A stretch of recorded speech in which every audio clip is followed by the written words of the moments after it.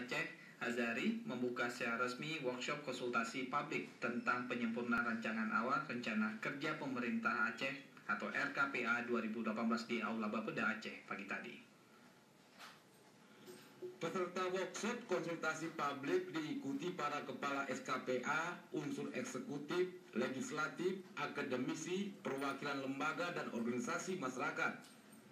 Kepala Bapeda Azari mengatakan, keharusan merencanakan kerja pemerintah daerah di Aceh saat ini masih dalam tahap menjadi aspirasi dan akan dikaji secara mendalam sebelum musrenbang. Oleh karena itu, perlunya saling bersinergi untuk arah dan kebijakan pembangunan menjadi kuat, termasuk persoalan yang terjadi di masyarakat.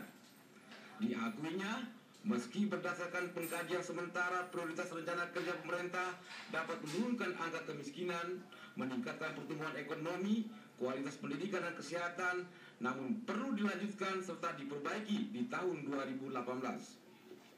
Kita mengharapkan ini adalah masing-masing unsur tadi setelah kita paparkan apa maksud dan tujuan, apa yang sudah kita pikirkan ke depan untuk membangun Aceh di tahun 2018, maka forum inilah yang akan memberikan masukan-masukan tambahan sehingga kita harapkan nanti hasilnya itu menjadi suatu rumusan yang lebih komprehensif. Dikatakan harapan menyempurnakan proses penyusunan rancangan awal dokumen RKPA 2018 akan diakomodir setelah dikonsultasi.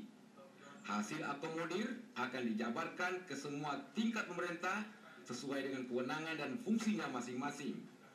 Ia berharap para pengambil kebijakan di tingkat kabupaten kota segera menyiapkan program kegiatan yang akan diusulkan untuk mendapatkan pembiayaan melalui sumber dana otonomi khusus maupun tambahan dana bagi hasil migas. Tim Liputan TVRI melaporkan.